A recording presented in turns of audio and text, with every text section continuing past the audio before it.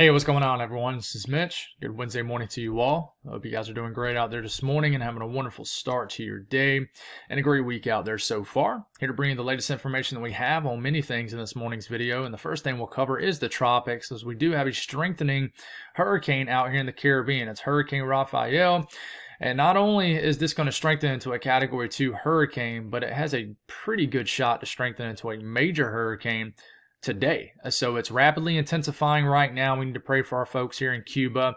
As I read in the comments in yesterday morning's video, I didn't realize there was such a power grid issue in western Cuba. I mean, I kind of knew about it, but I didn't know it was so significant. So there is a real possibility that some people don't even know this is coming. So we're certainly thinking and praying for you folks. So let me know if you're tuning in from that area. But we're going to go over all the latest information that we have, talk about what's going on with this system right now, speak on where it's heading. Who could it impact after Cuba? There's a potential it doesn't impact anybody except the Gulf of Mexico. This could completely fall apart out in the Gulf of Mexico. So we'll talk on all that. Then we'll discuss what's going to happen weather-wise across the entire lower 48 for your day. And we'll speak pretty heavily on an epic winter storm that's already underway across areas of New Mexico and Colorado. But this is just the beginning of it. This is something that's become a bigger storyline over the last, I would say, just 24 hours, as now we're expecting feet of snow in areas of Colorado and New Mexico.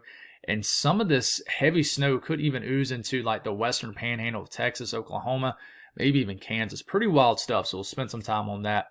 Also, guys, that I love snow, so I love speaking on it. So if you guys have not subscribed, certainly consider doing that. Like the video if you like it. If anybody has anything that I can pray about, I'll pray over. As always, please put it in the comments below. Got an unspoken prayer request for myself, so just asking for prayers this morning for that. So thank you, and I know everybody will look out, just like we all look out for one another. So with that being said, let's get rocking and rolling this morning. So this is Hurricane Rafael. As of right now, I'm doing this video a little bit earlier than I normally do in these morning videos. It might drop around the same time. But anyways, this is a 90-mile-per-hour high-end Category 1 hurricane.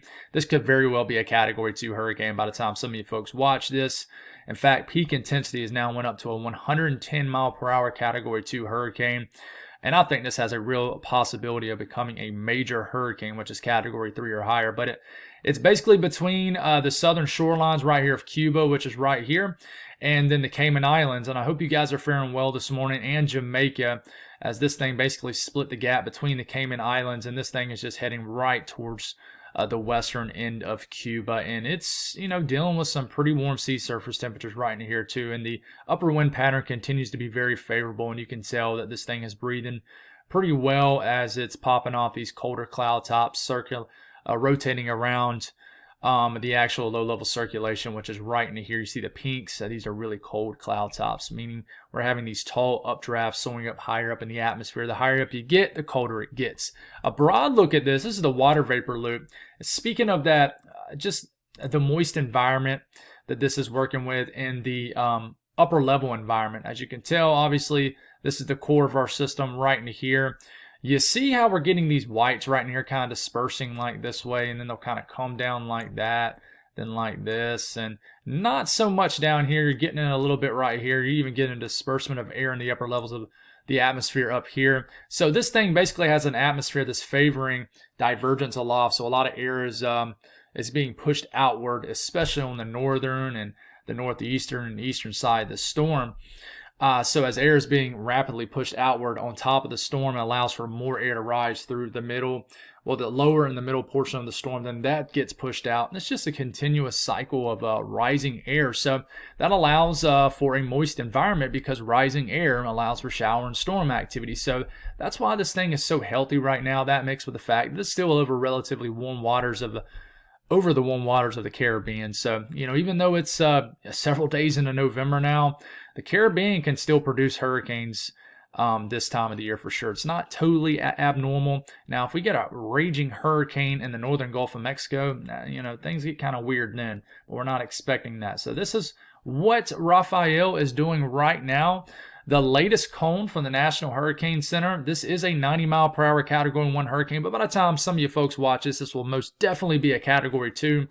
Forecast to become a 110-mile-per-hour Category 2 hurricane. By 1 p.m. this afternoon, we got hurricane warnings up for the western half of Cuba, even tropical storm warnings up for central Cuba. And Havana, is going to get hit pretty hard, but the center of the storm will go east of that area. But please, if you're tuning in from this area, please be aware of what's to come. A strengthening hurricane is going to hit you guys. And then once we get into the Gulf of Mexico, we even got tropical storm warnings in the Florida Keys. Still 100-mile-per-hour Category 2 hurricane by 1 a.m. Thursday. Still 100-mile-per-hour Category 2 hurricane forecasted by the National Hurricane Center by tomorrow afternoon.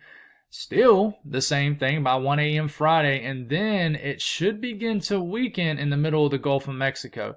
90-mile-per-hour Cat 1 hurricane 1 p.m. Friday. 1 a.m. Saturday. It's weakening even further. And then by the time we get into maybe Saturday night into Sunday, this should weaken into a tropical storm. And I'm starting to think that this might just completely fall apart in the Gulf of Mexico as it slows down and it starts to get shredded apart by wind shear, allowing for a lot of dry air to get involved. And we'll speak on that here in a second. But this is the latest cone, kind of the traditional look from the National Hurricane Center. Here it is. H stands for hurricane. You got to wonder if this is going to end up becoming a major hurricane at some point over the next 12 to 18 hours. But, S stands for tropical storm. Wind field definitely, I would say, worse to the eastern and northern side of this system. But this thing right now, let's see if we have a new update. We probably don't because it's still early.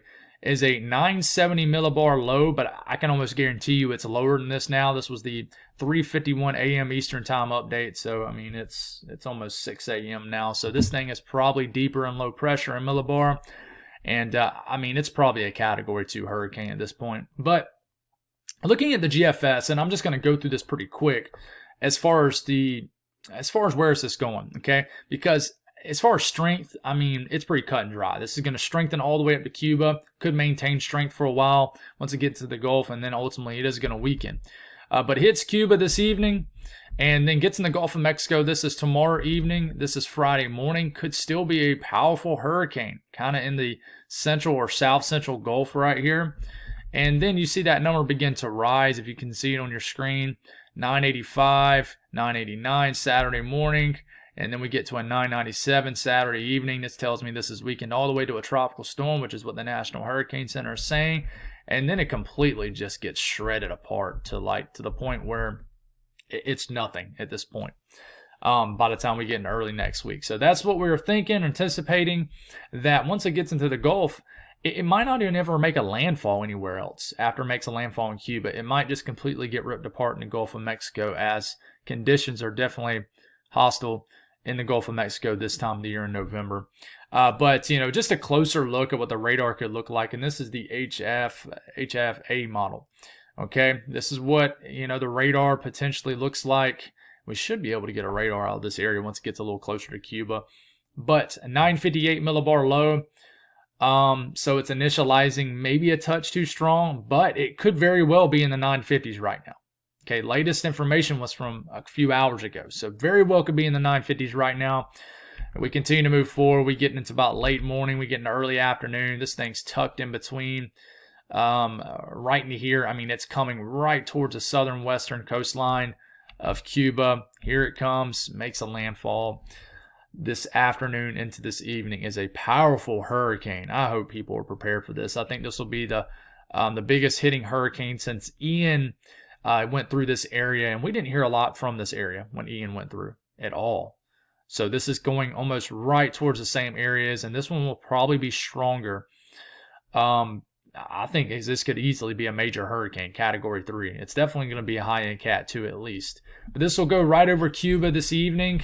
By the time we are getting, all the way until about midnight, this is pulling away. And then by the time we're in the Thursday morning, conditions should begin to, get a little bit better in western Cuba. And then it's pretty much off into the Gulf of Mexico this system goes. And at this point, we're just all kind of watching this from land. It could maintain strength for a while. In fact, the HFA model says it does. But, eventually, especially as we get into this weekend, you'll notice that this number on this model, it doesn't weaken until maybe Saturday. But eventually into Saturday night into Sunday morning, the number begins to rise pretty quick, and we're in the 980s, and then we get into the 990s Sunday evening, And yeah, and then it just kind of, it's showing that it might strengthen again. But I think, guys, I think at this point, this is going to get into the Gulf of Mexico. And in my personal thinking, I'm not ruling anything else out. You know, it's wild how people can take people's words and kind of twist it and just think that I'm completely downplaying a worst case scenario. But I just think, in my opinion, this is, even if it does make some sort of landfall, whether it's in Mexico, the Louisiana, the Gulf coastline or something, I think it'll be a tropical storm and not a hurricane. But, you know, just a kind of a wide look at this, same model, right? Gets into the Gulf of Mexico and sort of just drifts around all weekend. And then by the time we start to get into, you know, late Sunday night, it's a 990 millibar low. And, yeah, it's on the process of weakening. Now, if it kind of slips into the Bay of Campeche, kind of gets bogged down, it could re-strengthen, because the Bay of Campeche is still pretty warm sea surface temperatures wise. But, you know, at the end of the day, we just got to watch this. So I would say, if you live in Mexico, along the Gulf of Mexico coastline of Mexico, if you will, you definitely want to pay attention to this, because if this gets kind of pushed southwest, it could try to re-strengthen, I would say. But if you live in the Gulf coastline, I just really don't see this strengthening upon landfall. But the latest Euro ensemble through Sunday evening does show, you know, some disagreements. Some members are trying to stay kind of in the northern sections of the Gulf. Some do try to slip down to the Bay of Campeche. And folks, the ones that do kind of get into the Bay of Campeche do try to re-intensify. You got some stronger members into here, some 970s, 950s after weakening. So, you know, I do want to say, hey, you know, pay attention if you're on the Mexico coastline, the Gulf of Mexico side here, even the Yucatan. Just, you definitely want to pay attention to this, especially if this gets kind of bogged down this way. But, you know, looking at moisture here, you know, obviously brown's dry air, green's moist air. Check out as this continues to ride across the Gulf of Mexico. Still a pretty compact, moist environment, even though on the western side, you're starting to get a lot more dry air getting closer to the actual low-level circulation. Eventually, it starts to affect this system. But even as we're getting into Saturday afternoon, this thing is still compact pretty well. It's really as you get into Sunday where that dry air to the west starts to really get wrapped in, but it's still trying to fight it with everything it has. But I mean, you can see the dry air wrapping through the outer portions, if you will, of the cyclonic flow of the system. It's kind of getting wrapped up in the circulation. But, you know, I would say this, the further this hangs south, the less it's going to struggle in the Gulf. The more it gets into the northern Gulf of Mexico, the more it's going to struggle. It's going to get ripped apart. Okay, so that's my take on that. So that's pretty much all I got on the tropics. We'll continue to watch it for any kind of tricky behavior by Rafael, because we know how these tropical systems can be. But let's speak on what's happening weather-wise across the entire lower 48 for today, because there's a lot to talk about back home. We got this leftover moisture continuing to trail off. I mean, it's all the way from the Gulf of Mexico all the way up to southern Ontario, even Quebec. I mean, there's a clear connection right here. And this is having a hard time moving, I would say, west to east, just because we have a ridge over the southeastern U.S. But we're getting a lot of rain in western Tennessee, rain up the Mississippi River, the Delta area, rain all the way up through Kentucky, Ohio, all the way into Buffalo this morning, all the way up to the Tug Hill Plateau. And then we got a big winter storm, and we're going to let this kind of come through for us. Here we go. Big winter storm ongoing across Colorado. Boy, has this trended into something more significant than what we were thinking like a few days ago. I mean, we were seeing it on models, but man, it is cranking all out winter storm in areas of Colorado, and this thing will really crank up down to New Mexico over the next few days. Well, really over the next 24 hours. But pretty wild stuff ongoing. I think, let me know where, if you're tuning in from Denver, anything like that, but or really anywhere in Colorado, please send me pictures. Please send me pictures if you live in Colorado, New Mexico, and you're under the gun with this winter storm. I would love to share them. But yeah, guys, I mean, I'm very surprised, and let's see if there's any new updates. And maybe this is a little bit behind, but I'm very surprised these counties right here in Colorado have no, let's see if this is old. Yeah, this is from No, this ain't old. This is from right now. I don't know why there's no winter weather alerts right in here, but anyways, winter storm warnings in the pink, winter weather advisories in the purple, winter storm watches in the teal color, and we still got lingering winter weather alerts up here. And we're starting to develop a real big fire danger across California. We need some rain in California. We do. Big time fire risk. So I know I haven't talked about that as much, but we definitely need a system to move into California to soak everything. But flood watch is up for Georgia and areas of South Carolina, folks. We got a soaker on the way this afternoon. Red flag warnings across southern New England. You guys need some rain really bad too. And then if you look down here, we have tropical storm warnings up for the Florida Keys. Moving forward, if you look at the threat of flash flooding, there's no other areas but this, so I'm just going to zoom right into Georgia, Florida, and South Carolina. Folks, we have not seen rain in a lot of these areas in a long time. I mean, I picked up a little bit of rain yesterday. It was nice, almost a quarter inch.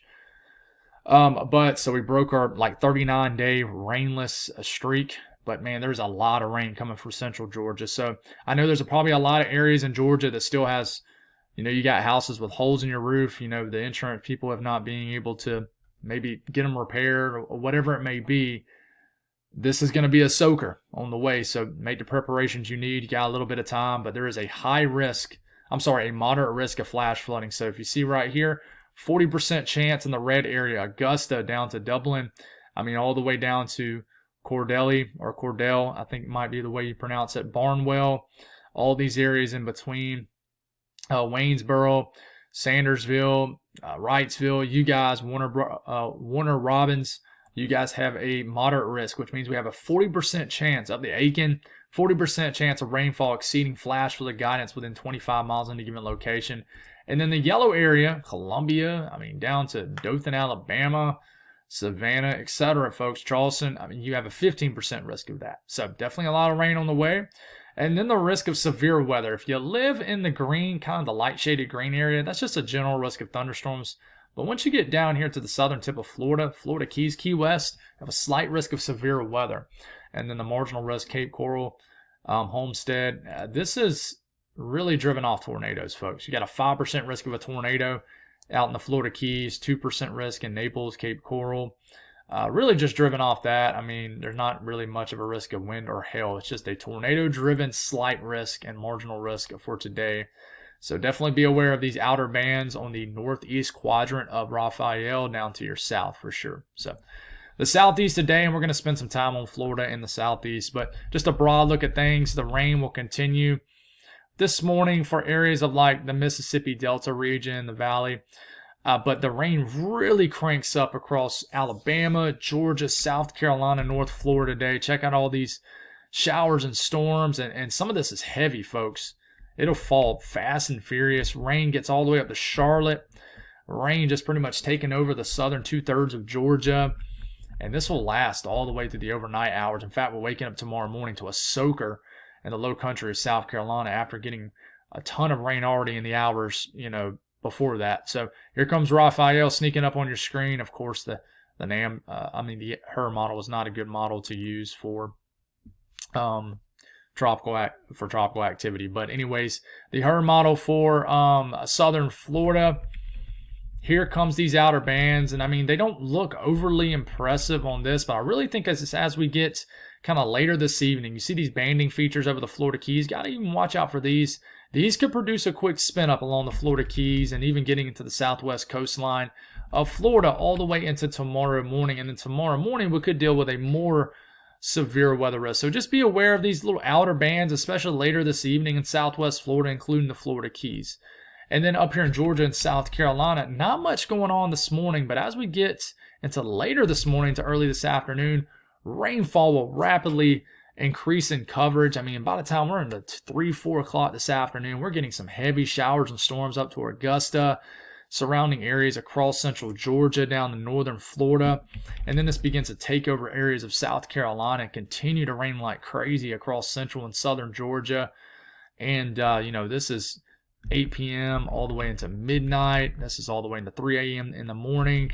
And this is all the way into tomorrow morning. It's just raining like crazy. And rainfall between now and the next, this is the next 2 days. Augusta going for 4 inches of rain. Columbia, Lexington area, 2.5. Barnwell, 4 inches. Allendale, 3 inches. Savannah, an inch or two. We get down here to kind of like south central Georgia, 3 to 4 inches of rain. Valdosta, an inch and a half. So a lot of rain for people who have not seen a whole lot of it. Newberry, inch and a quarter. Charleston, 3 inches. So a lot of rain. Florence, 2 inches. So I just want to mention a couple areas here. A lot of rain on the way. If you didn't get it yesterday, man, you're going to get it today probably. But the Northeast, leftover energy will begin to fall apart, but you still will deal with some shower activity across the Northeast. We really need this rain to get to the I-95 corridor, but unfortunately it just does not look like it's going to do so. We could get some showers down to Mass this evening, all the way to Boston, but I wouldn't bet on it. We could get a little bit of shower, maybe a heavy shower or two in West Virginia. We really need the rain up in West Virginia, probably more than just about anybody. And we could get it later this evening into really tomorrow morning. As you can tell, a little bit of rain begins to enter the picture for Thursday morning. Let's hope that actually happens. But between now and the next 24 hours, it's pretty quiet. So let's talk about the south central U.S. We're going to include New Mexico and Colorado in this. This morning, it's obviously snowing like crazy in areas of Colorado. Folks, check this out. We get into this afternoon. The snow is still falling in Colorado. Rain could switch to snow in southwest Nebraska and then northwest Kansas. We get into, this is about midnight tonight, 11 p.m., midnight. It's snowing like crazy still in eastern Colorado, but it's really starting to shift into southern and really southeast Colorado and New Mexico. I mean, this is some heavy snow, folks. And then we take it all the way to Thursday morning. It is still snowing. The moisture's still on the increase. Just a consistent flow of moisture into this cold air that's kind of situated in this area. So waking up tomorrow morning to just more snow falling. In fact, more snow could push back into the Denver-Boulder area. Further south you get of Denver, the more snow. But I mean, out in the plains of Colorado, northern sections of New Mexico, I mean, even rain switching to snow in the far western panhandle of Oklahoma and northwestern sections of the panhandle of Texas. And this continues, folks. We're going to go all the way into tomorrow. The snow continues to fall. In fact, we get all the way into tomorrow afternoon. This is really starting to retake over back over Denver. And just pretty wild stuff. And then we're going all the way into like midnight tomorrow night. And it's still cranking, folks. In fact, I would argue the snow starts to get heavier in areas of New Mexico. And look at the rain. This is flat out heavy snow in the far northwestern counties of Texas. So, and I mean, this is the end of the HER model 48 hours from now, and it's still just ripping in this area. So spending some additional time on this winter storm. This is basically the winter storm overall impact index, if you will. So if you live, say, in the yellow area, minor impacts from this winter storm, the orange, moderate impacts, the red, major impacts, and then we got areas that have extreme impacts. This is a major winter storm, an extreme winter storm.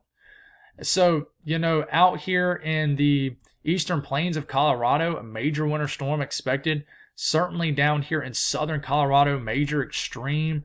I mean, if you're tuning in from this area, just please let me know. I would love to know.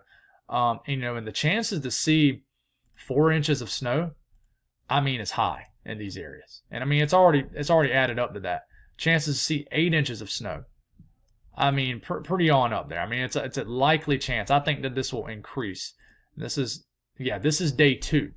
So the chances to see 8 inches of snow at day 2, which is tomorrow, are high in this entire area down the Interstate 25 corridor. And then day 3, same thing. I mean, it's still a pretty decent chance. So pretty wild stuff. And unfortunately, there's no updated graphic from the National Weather Service out of Boulder, unless we just got one. I think we just got a new one. Yeah, this is from 3 a.m. So the older one was old. So between now and 5 a.m. Friday, they're calling this the event snowfall. So this is pretty much between what's already fell, I believe, and what is going to fall. So Burlington going for 12 to 18 inches of snow. 4 to 6 in Denver. Castle Rock 8 to 12. Lyman, I think is how you pronounce it, 8 to 12. Akron 8 to 12. Colorado Springs 3 to 4. So this is trending into a bigger deal also for Denver. So pretty wild stuff. Fort Morgan 3 to 4. You're right on the edge of heavier snow. This could shift a little bit further north. But going forward here, this is the wild stuff right here, folks. This was updated a couple hours ago, so pretty new information. Man. And this is between now and 11 a.m. Saturday. So this goes much further out. Trinidad, 22 to 35 inches of snow forecasted. Okay, Colorado Springs, 4 to 11. What's crazy to me is like these little areas out here, like Las Animas, La Junta, 2 to 9 inches of snow, 1 to 8. It really tells you how, and this is probably why you don't have winter storm warnings in that little area that I just spoke on. This makes sense now. They're calling for significantly less snow in these few counties here in eastern Colorado.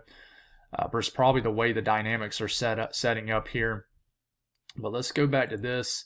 So just a streak of I want to see if this unfolds like this. Pretty wild stuff. Kim, 14 to 25 inches of snow. Look at Springfield, guys. You can get anywhere from 1 to 10 inches of snow. Just crazy stuff, man. Snow excites me, as you can tell. Now, I think this is an old graphic. Let's see if they do have a new one. They do. Looks like everything's updating according to plan. So this is the entirety of the event snowfall between what's already fell now and 5 a.m. Saturday. Las Vegas, New Mexico. 30 to 36 inches of snow. 8 to 12 in Clayton. Raton, 18 inches. So hopefully if you're tuning in from this area, you can see it on here. But Santa Rosa, 4 to 6 inches of snow. Man, just a big Santa Fe, 8 to 12, big winter storm across New Mexico. So pretty wild stuff, guys. Please send me pictures if you're living in this area and tuning in from this area on my Facebook or Twitter or wherever it may be. Well, you can email it to me also. But the north central U.S., pretty quiet weather today. You're pretty much winterless so far. It's just quiet. And pretty ridiculous humidity yesterday I was seeing in lower Michigan, and it just continues to be quiet up here. And a very, very, very, very slow transition to the winter months. So out west, not a whole lot going on except what we just discussed in Colorado and New Mexico. Everybody else, it's pretty quiet. Things have quieted down a little bit. Just really cranking with that winter storm in Colorado and New Mexico. Temperatures, it will be much cooler in the Great Lakes region today compared to yesterday. But there is still warm air across all of the eastern U.S. and deep south and just south central U.S. A lot of people are wondering, when is this going to end, Mitch? I don't know. There's no end in sight. Just being straight up with you, there really is no end in sight. Temperatures out west, it's definitely cooler. But folks, I will show you this. I'll just kind of pull it up on the fly here. I wasn't planning on doing this.